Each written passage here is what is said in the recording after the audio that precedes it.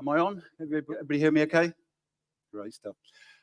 I'm going to talk to you about fundamental ideas and illustrate their importance to the concepts of truth and knowledge, and therefore our ability to know anything, really, and also their important relationship to the concept of personal sovereignty. And that obviously relates to agorism, and obviously the ultimate concept of human freedom. So, as Derek said, this might be quite challenging, but one of the reasons why is that you probably haven't considered these ideas I'm going to discuss with you. And I don't want to sort of upset anyone's mental apple cart or anything, but maybe just sort of suspend your judgment for the duration of the chat at least. So, yeah, one of the reasons that we haven't probably thought about these ideas is that we tend to be preoccupied with the sort of ideas in the mainstream narrative, like the pandemic and the various other sort of issues about health and so forth, climate change, and these are quite obviously questionable. But there's the sort of lower level philosophic ideas, I think, tend to sort of drift past us. They're a sort of a cultural current that we perhaps don't notice. We don't tend to question these ideas, so we're going to have a look at some of those. So I'm a philosophical truth seeker, and I have a passion for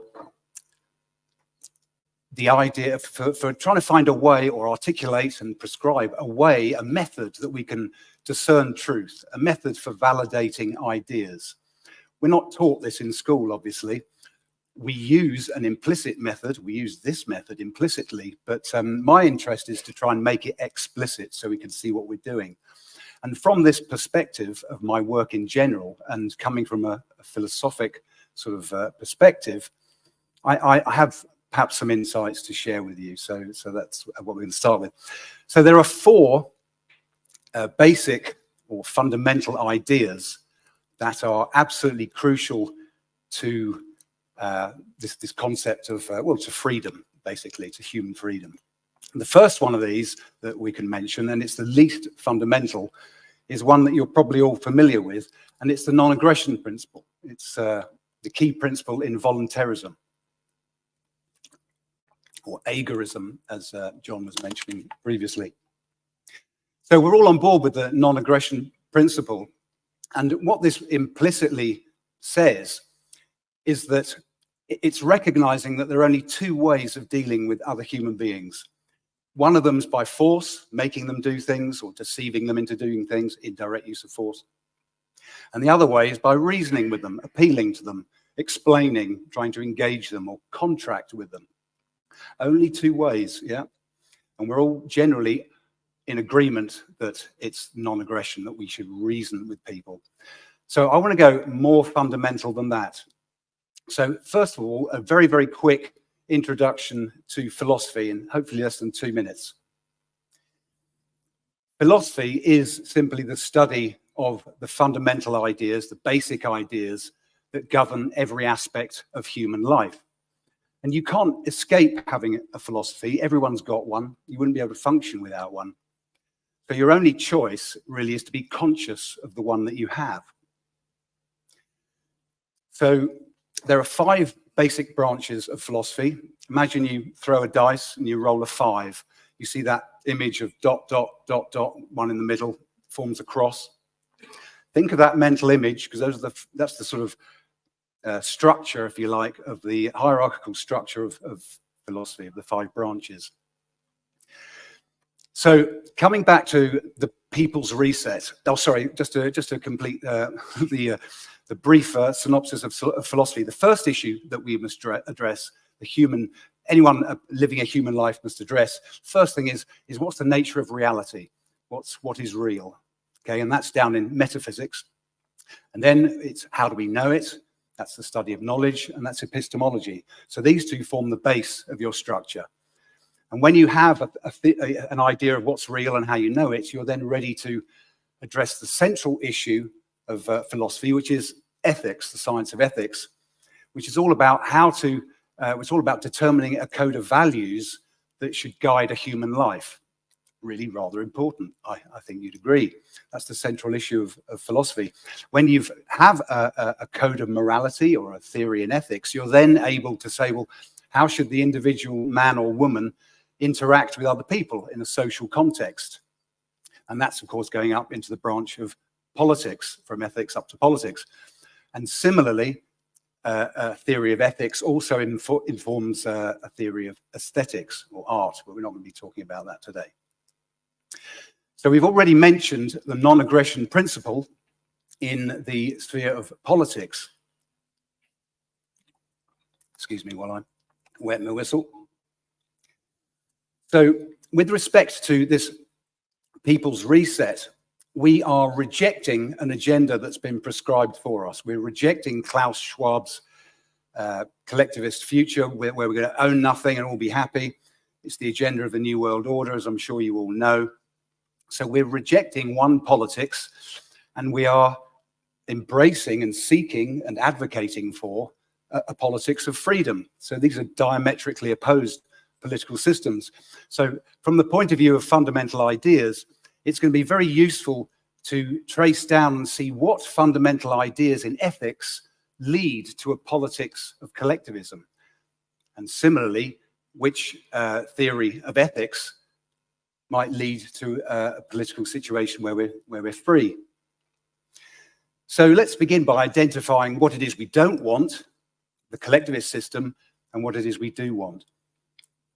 Collectivism is essentially a political theory that holds the group as the important thing and the individual is subordinate. Okay, the individual doesn't matter in collectivism. The individual has no rights, no property, and the group is everything. And the individual, the purpose of the individual is basically just to serve the group, give up your values to the greater good. We've all heard that one, of the group. This is the essence of collectivism. So the question is then, what idea leads that? And by the way, I mean, history has been pretty clear on the horrors of collectivism. Everything from last century, from Pol Pot's Cambodia, Soviet Russia, National Socialist Nazi Germany. These were all national examples of collectivism, and now we face it on a global scale. So collectivism, the idea of the group being important and the individual being expendable, comes from an ethical theory, okay? And it comes from the moral theory in ethics of the fact that the individual's moral obligation is to sacrifice their values to others, okay? Not about creating values and keeping them for himself. It's about producing values and sacrificing them to others. As a moral obligation, okay, that's very important. A moral theory sets out the right way for a human being to act. Okay, so if you don't do that, it's wrong. So that's the moral theory of altruism. Maybe you recognize it. And this is where we start to get controversial, okay? Maybe you can feel the hairs starting to stand up on the back of your neck. You certainly will in a minute. Altruism is the morality that holds that the others are the proper beneficiary of moral action. So the standard of a good action is anything performed for the benefit of someone else, of non-self. And it's often misconstrued. It's very, very commonly misunderstood, altruism, to mean kindness, generosity, helpfulness, these sorts of things, being compassionate, considerate to others. It's none of these things, ladies and gentlemen. It's really important to grasp this because it's a moral duty. It's an obligation. There's no choice. If someone's got a gun at your head and tells you to give somebody £200, you're clearly not being generous. You're being obedient. Okay? So there has to be an element of volition in order for generosity, kindness, these things to have meaning. They have to be voluntary. Okay, we're coming back to this voluntarist idea, agorism. So it's very important to understand that the moral theory of altruism is a compulsion, it's a duty.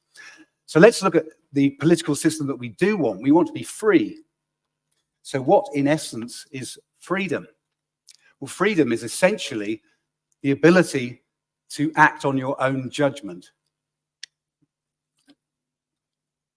to self-determine, to be able to sort of leave the group and say, do you know what, I don't like your exploitative, corrupt system. I want to go over here with my friends and set up something different. That is freedom. Being able to act on your own judgment. It's a political condition in which you're left alone by everyone else. Nobody messes with you, takes your stuff, interferes with you. You're left alone. Okay, so this is where we want to get to. And the important thing to note about freedom is that it places an enormous burden of responsibility on the individual. There's no welfare state in a free world because no one else has had their money taken from them in order to fund your lifestyle. So it places this burden of responsibility on us. We have to be up together. We've got to be functional units. We've got to know what to do. And this relates back to my interest in finding a method to validate ideas, because the individual sovereign must have this ability to know what's going on, to build an accurate worldview. So what does the idea, we'll come back to personal sovereignty in a moment, but what does the idea of freedom essentially rest on? This is the issue. And it all comes down to an idea in a opposing ethical theory to altruism. And the idea is that you have the right to live for your own sake. That's what freedom rests on. Think about that. You have the right to live for your own sake. And that's the start of personal sovereignty, taking ownership of self. So this idea that you have the right to live for your own sake is the moral, or is the core presupposed idea in the ethical theory of egoism. Ooh, now we're going to talk about being egoistic. People are going to really wince. Egoism is the opposite of altruism. Altruism is otherism. Egoism is selfism, you could say.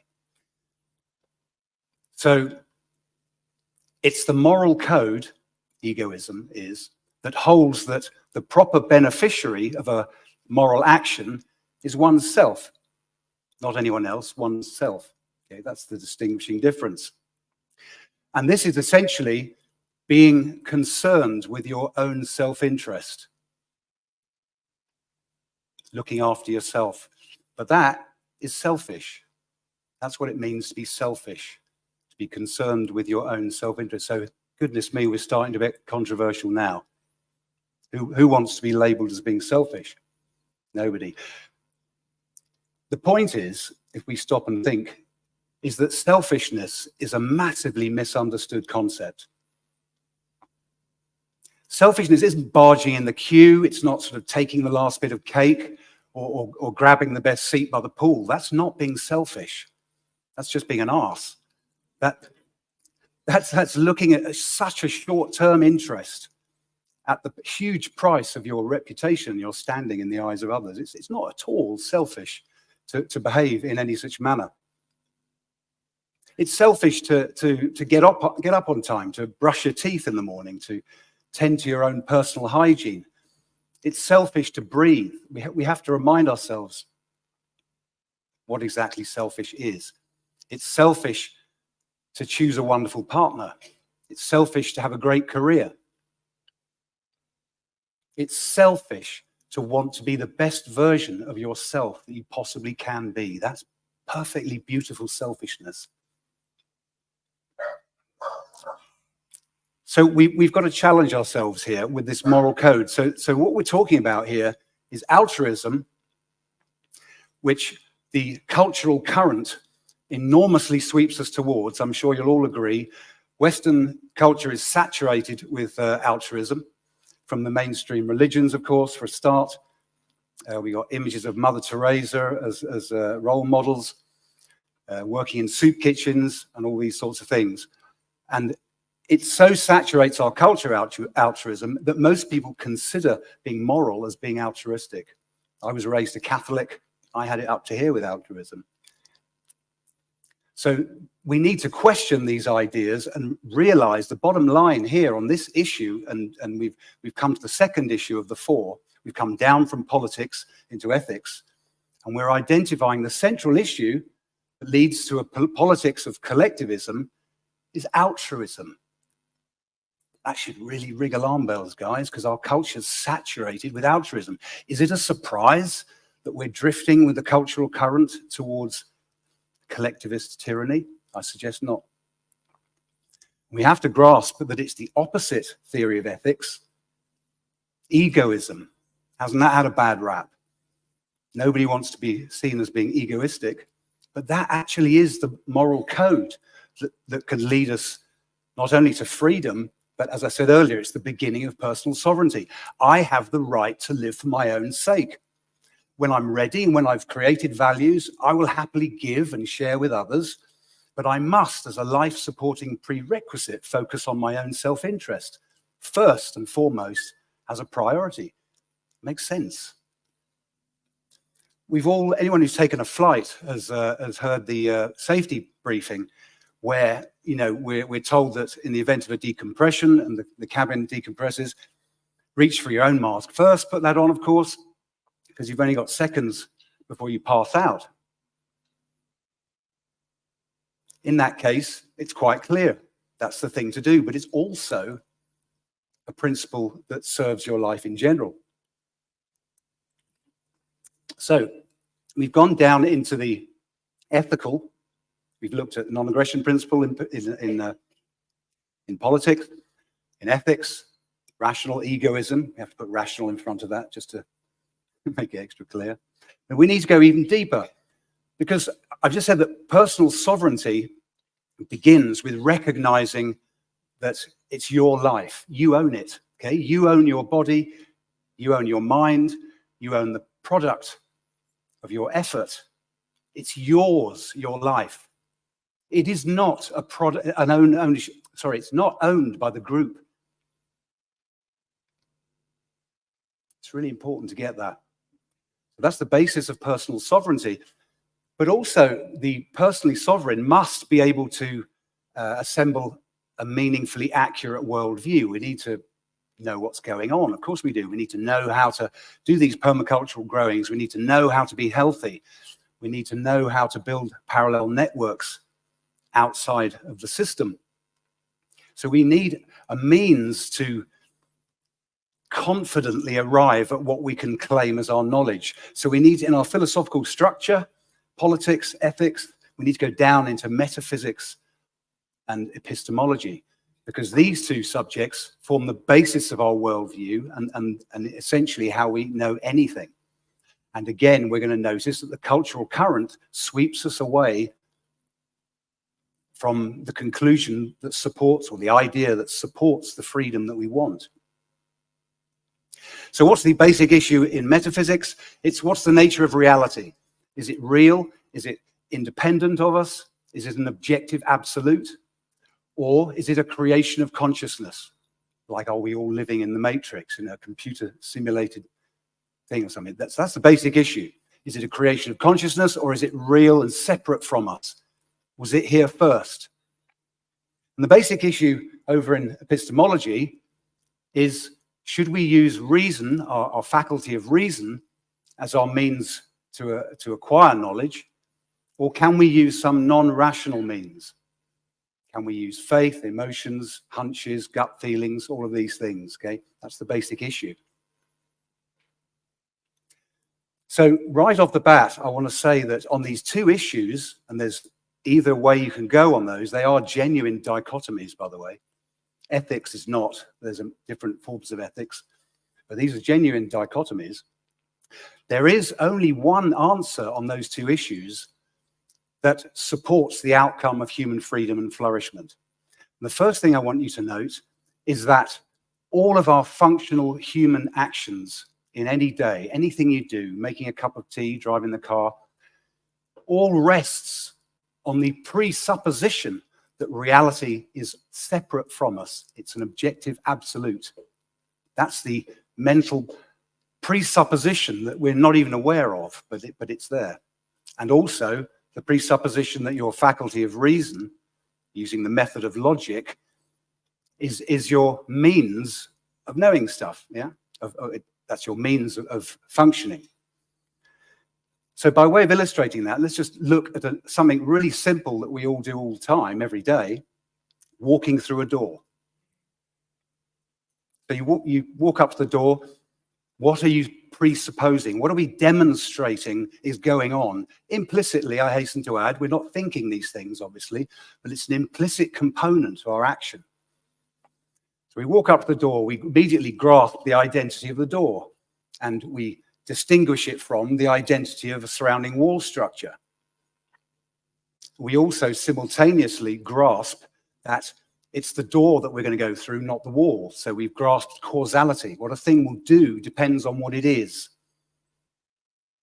We've also demonstrated that our consciousness is not sufficient on its own to change the identity of the door from being closed to open so we can go through, or to change the identity of our location from these coordinates to those coordinates. So we're demonstrating a recognition that action is required. And lastly, we're demonstrating the use of logic. We recognize that if we want to be in that room, we can't simultaneously not be in that room. So contradictions don't exist.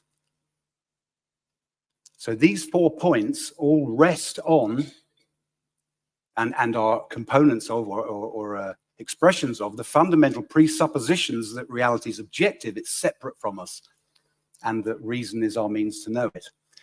Now, the second point to note, closely related, is that the concepts of truth and knowledge rest on this presupposition of an objective reality. Let's just illustrate that. Supposing I told you your car tire was flat, what would you do to check out my statement, to validate it? You'd probably go and look, you'd go and check your car, meaning you'd go and consult reality. You'd go there, have a look at what actually is in reality, and you'd compare that against my statement, and if they match, my statement was true. So in other words, reality is our standard of truth. Yeah, it's the only possible standard of truth if you go away and think about this, ladies and gentlemen.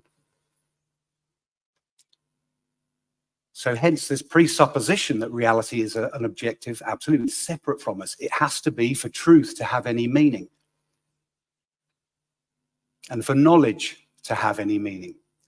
Knowledge properly pertains to all that is reality. If we imagine that reality is some movable flux, that different groups of people could have different knowledge and have different beliefs that made things change, then what does knowledge mean? It doesn't mean anything. That's the undermining of the concepts of truth and knowledge. So, excuse me while I just wet my whistle again.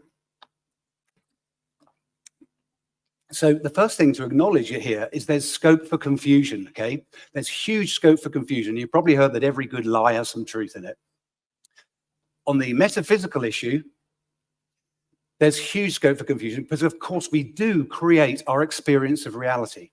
Consciousness, we are creators, you know. Consciousness has a fantastic ability to create every aspect of our life experience almost. But there's a line where you can't cross, basically. You can't change the identity of something, you can't change the identity of a chair into something else with your consciousness alone. It requires action.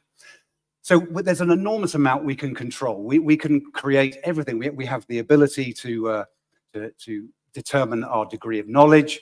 We can determine how we conduct each other. We can choose partners and careers. Collectively, we can build towns and cities and environments, institutions and customs and things. We have an enormous creativity. We can even affect our physiology.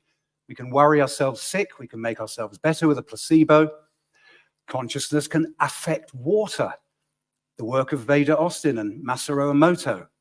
Consciousness is an amazing thing that we don't yet fully understand, and we must explore all these things. We must find out more. But we mustn't jump to a conclusion and say, oh, well, therefore, thoughts create reality if that undermines our basic presupposition on our human functionality. Should be a real warning sign there. So there's scope for confusion. And we haven't got time to thrash out all the details today, but this confusion is, of course, exploited by what I call the cultural undercurrent. We're very much encouraged towards one belief. And just a quick word about this, like any tyranny, any misleader, any dictator, or any political system which would exploit and enslave us wants to disrupt our means to knowledge. We've got to be a bunch of gibbering idiots to be easily led, okay? We want to be dumbed down. Most of us are familiar with the fact that the education system has been dumbed down. Well, I suggest to you through this talk on fundamental ideas that we've been philosophically lied to as well. There's this undercurrent that we don't think to question. Who thinks of questioning altruism and the nature of reality in these, with the implications? So it passes undetected. But the point is that it's very much in the interest of any would-be tyrants or any political system that will enslave us to undermine our concepts of truth and knowledge by changing our convictions on the fundamental metaphysical issue and changing our convictions on the fundamental epistemological issues. That's a very important point to bear in mind.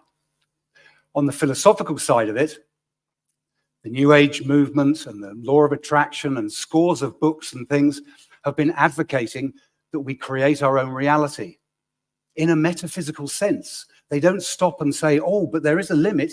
You can't actually do this. You can't make water flow uphill. You can't stop magnetism or stop radiation from happening, the natural phenomena. There's no distinction made.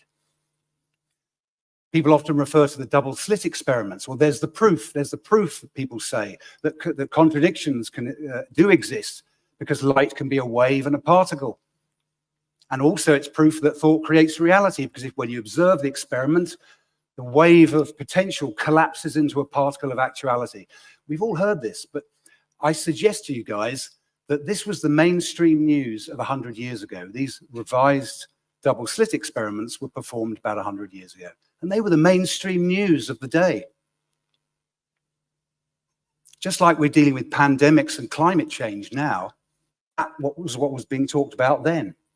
We should apply the same degree of suspicion to all ideas, whether they're from this year, 10 years, or 500 years ago, should all be subject to our means of validation. So lastly on that point, mainstream philosophy has been dominated by idealism for about the last 250 years. And philosophy being the mother of all science, I strongly suggest that was corrupted long before the mainstream media was corrupted. Think about it, guys. The philosophical ideas that come down from the establishment are not questioned as being manipulated, bought, influenced by powers that shouldn't be. I suggest perhaps they are. Mainstream philosophy has been saturated with this idea of idealism, that human thought creates reality, literally in a metaphysical sense, for quite some time. So there's confusion as well over in the epistemological issue. And it's very understandable. I mean, we've all had an experience where we've had a hunch, and we followed that hunch. We found out it's true. I'm sure everyone's had that. I've had that. We've had feelings that something is true, and it turns out to be true. So this is very, very understandable. But the point here, when we're talking about our means of knowing things, we're talking about what's the sanction of your convictions. What are the reasons that hold up your conclusion, that support it? And it's okay, and it's very valid, in fact, to follow a hunch. I always do. In my method of truth-seeking, I consider a hunch or an intuition as a lead. And like any investigator, I'm going to follow that lead. But I'm going to do that by asking questions and conducting a rational inquiry. I'm not just going to stop with my intuition and say, yeah, okay, well, that's it. I've got it. I know that now. Because you haven't got any reasons. And again, this confusion is exploited. Our culture, I suggest, is heavily saturated with the emotional over and above the rational. I always remember Star Trek, the 1960s sci-fi show, in which Captain James T. Kirk was the warm, emotional human, and First Officer Spock was the logical alien. There's a really powerful message in there. And we've got things like political correctness. Political correctness is a social manifestation of the elevation of the importance of emotions over clear, precise communication. We mustn't upset people's feelings as a priority. Of course, we don't want to upset anyone's feelings anyway, but the point is it's elevated observably above the need to just be clear and direct with our language. So the point there is that there's this cultural undercurrent that's trying to devalue reason as our means to knowledge. So I want to conclude by just looking a little bit at what I refer to as the epistemology of reason versus an epistemology of ultimately emotions. There's a big danger in the epistemology of emotions if we use that as the sanction of our convictions. And the thing about using an epistemology of reason is that you very literally have reasons. You ask why something is true and you find out why, the reason. And you have this structure to your knowledge where reasons or facts, remember we're acknowledging that facts, that reality is an objective absolute. And we're acknowledging that, and we have reasons to support our conclusions, which means we have understanding, we can communicate our ideas, we can extend our knowledge. We can correct our knowledge, we can communicate it. But over on the epistemology of emotion, no such possibility. If you just believe an idea, if you just know it and you're happy with that, you have no understanding. Well, how do you know that's true? I don't know. I know the reasons. But I feel it. So you can't correct your claim of knowledge. I would suggest that isn't knowledge, it's a belief. But you can't correct it, you can't extend it, you can't explain to others. That's intellectual stagnation. All right, I'm going to hurry up and bring this to a quick conclusion. But one more important point to note, that in the epistemology of emotion, if you're focused on your emotions, if you're centered on them, if you're in your emotions, you're going to be really vulnerable to fear-based propaganda. And this is why it's so effective. The powers that shouldn't be know this. They want to undermine our means to knowledge. That's why they frighten us. But if we're thinking rationally and logical, and we're going by our critical faculty to know what's true, then we won't be fooled by logical fallacies. We won't be scared by fear-based propaganda. So it's very, very important. And I'll leave that issue there. In a very quick summary, these three ideas that I've looked at, we briefly mentioned the non-aggression principle, which is recognizing reason, again, our means to deal with each other. We've looked at this ethics, the ethics of egoism. We've looked at the nature of reality and that we must hold as sacrosanct that it's objective. That's the basis of all our knowledge. And the issue in epistemology, what's our means to know? And reason must be the sanction of our convictions. And none of that, I hasten to add, is to take anything away from emotions. They're wonderful. I'm the weepiest guy in a sad movie, I can assure you. Emotions are fantastic. So hopefully this helps. Maybe I've challenged you, but let's think of the undercurrent, okay? Let's think of the ideas that are more fundamental than the mainstream news. Thank you very much for listening.